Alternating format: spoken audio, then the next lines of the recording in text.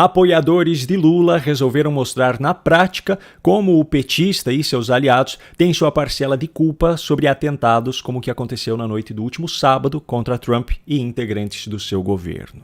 Eu já vou falar sobre isso, mas antes preciso comentar sobre o que foi revelado em uma reportagem publicada nesta segunda-feira sobre o futuro ministro do STF. Segundo matéria publicada hoje, dia 27 de abril, pelo portal Metrópolis, Jorge Messias, o nome indicado por Lula para a vaga em aberto no STF, já tem apoio de pelo menos 47 senadores às vésperas da sua sabatina, que está marcada para a próxima quarta-feira. Sabe o que isso significa na prática? Isso aqui é mais uma prova de que o rito que acontece no Senado, como previsto na Constituição, é apenas um teatro para mascarar a palhaçada que acontece nos bastidores em Brasília. No texto constitucional é tudo muito bonito. O presidente da República indica uma pessoa preparada para o cargo, os senadores, eleitos pelo povo, avaliam tecnicamente o candidato e, com base nessa análise, votam pela aprovação ou não do seu nome. O que essa Constituição não conta é que, apoiado nas brechas deixadas pelo seu texto, o presidente da República indica sempre um aliado seu, já visando a prestação de favores pessoais e políticos quando estiver dentro da corte. A Constituição não conta que, antes mesmo da realização da sabatina na CCJ, o cidadão indicado para o cargo já percorreu todos os gabinetes do Senado e já fez o que podia e o que não podia para comprar o voto de cada um dos membros da casa. Também antes da sabatina, o próprio presidente da República dá um jeito de garantir uma votação favorável, seja através da liberação de emendas, oferta de cargos no governo ou qualquer outra coisa que possa ser discutida em segredo, em encontros privados. E aqui entra mais um exemplo de como esse processo está sendo fielmente repetido com a indicação de Jorge Messias. Olha essa outra notícia. Lula planeja reunião com senadores, incluindo o presidente da CCJ, Otto Alencar, antes da sabatina de Messias. A CCJ é onde a sabatina acontece, antes da votação final no plenário do Senado.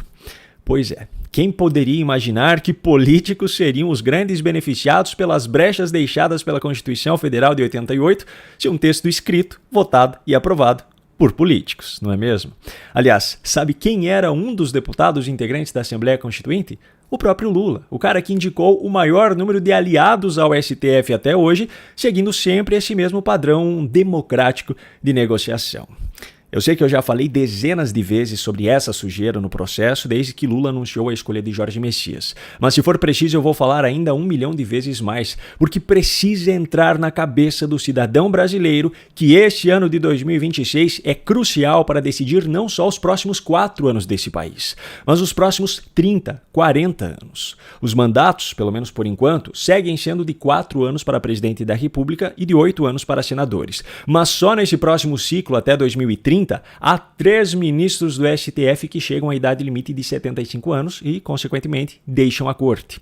O próximo presidente da República, portanto, se nenhum fato atípico acontecer até lá, terá 3 vagas na sua mão para colocar aliados no STF e a próxima composição do Senado será responsável pela aprovação dos nomes indicados.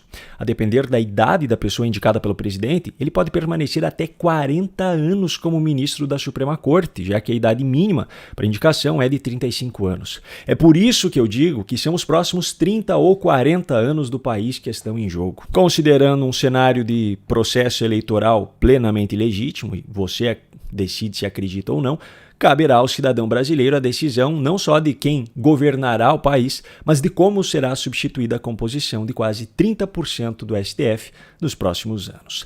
Se você já sabia de tudo isso, ótimo, mas mande esse vídeo para quem ainda não sabe. Ajude a impedir que o Brasil tenha por mais 4 anos um presidente que já tem domínio sobre a Suprema Corte através da maioria indicada por ele. Ajude a impedir que o Brasil continue tendo senadores que abrem as portas dos seus gabinetes para reuniões privadas com o indicado à corte antes da sua sabatina. Ajude a impedir que o Brasil continue sendo controlado por políticos nos 3 poderes. E por falar nesse controle, antes de falar sobre o papel de Lula no que aconteceu na noite do último sábado nos Estados Unidos, eu tenho um recado para você. Como proteger o seu dinheiro em uma ditadura? Com apenas R$ 29,90 você terá acesso a esse e-book com conteúdo exclusivo que ensina passo a passo como colocar em prática cada uma das estratégias mais seguras que existem hoje para proteger aquilo que é seu, caso o Brasil, em um cenário hipotético, estivesse sob grave insegurança fiscal, econômica e jurídica, caso o governo, além de ser completamente irresponsável com as contas públicas, ainda estivesse à caça de novas sanções internacionais e a Suprema Corte, a cada ilegalidade sua exposta, resolvesse dobrar a aposta em suas medidas autoritárias. Para ter acesso a esse material, clique no link que eu deixei aqui na descrição do vídeo ou aponte a câmera do seu celular para o QR Code que está aparecendo na tela. Não espere até que seja tarde demais. Agora sim, como eu disse lá no início do vídeo, apoiadores de Lula resolveram mostrar na prática como o petista e seus aliados têm sua parcela de culpa sobre atentados como o que aconteceu na noite do último sábado contra Trump e integrantes do seu governo.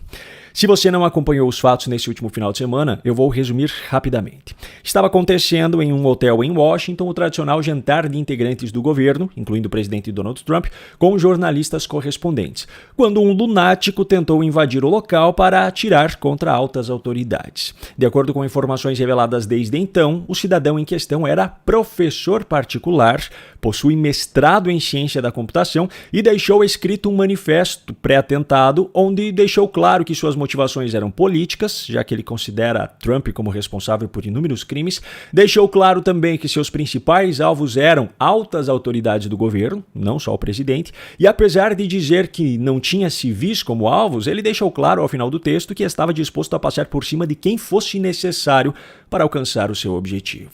Quase 12 horas após o ocorrido, foi feita uma publicação no perfil oficial de Lula nas redes sociais, provavelmente pela assessoria dele, manifestando solidariedade a Trump e aos demais presentes no local e também dando uma lição de moral sobre violência política. Só que o que Lula faz na prática é muito diferente dessa publicação em tom diplomático. E os próprios apoiadores dele fizeram questão de provar o que eu estou afirmando.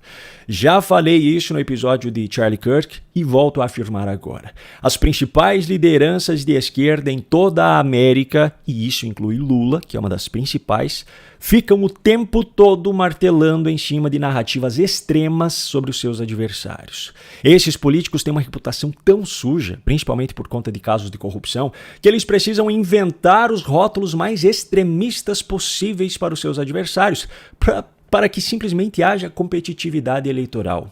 É óbvio que Trump, Bolsonaro e outros representantes desse espectro não são santos, mas a esquerda costuma ir muito além dos seus erros reais na hora de atacá-los. E aí entram rótulos como os de nazistas, fascistas, genocidas, etc. O próprio Lula, antes mesmo de Trump ser eleito presidente dos Estados Unidos em 2024, disse que a volta do republicano seria um nazismo com outra cara. Só que por trás desse jogo político existem graves consequências para a sociedade. Enquanto políticos como Lula e seus aliados dormem tranquilos à noite, provavelmente sem qualquer rancor em relação ao seu adversário, existem lunáticos que estão com a cabeça pegando fogo por conta desse discurso inflamado. E é aí que entra a prova que os próprios apoiadores de Lula apresentaram, como eu mencionei lá no início. Veja só os comentários que eu encontrei na publicação de Lula sobre o atentado. Infelizmente, eles não morreram. Contrataram um cara muito incompetente, igual ao Adélio, que é o cara que deu a facada no Bolsonaro. Gostaria de dizer que sinto muito, mas não sinto. A extrema-direita nazista radical planta o ódio, na hora de colher fica se vitimizando achando que comove alguém. E na mesma proporção desse tipo de comentário, há também aqueles que dizem que foi tudo fake. Assim como dizem até hoje que foi fake a facada em Bolsonaro, o caso de Charlie Kirk e por aí vai. E se você abre um ou outro perfil, como eu fiz, você vê que tem professor e jornalista fazendo esse tipo de publicação. Enfim, em que ponto eu quero chegar? Essa esquerda latino-americana, que já contaminou os Estados Unidos também e que tem Lula como uma de suas principais lideranças, pode até não ser mandante desses crimes, mas é responsável pela manipulação de uma parcela da população ao ponto de criar na cabeça de psicopatas como esse, do último sábado, a visão de que os atentados que eles estão cometendo são, em vez de crimes bárbaros, salvações para a humanidade. Enquanto esse tipo de discurso político continuar sendo tratado como normal, como parte do jogo, infelizmente esse tipo de episódio continuará se repetindo.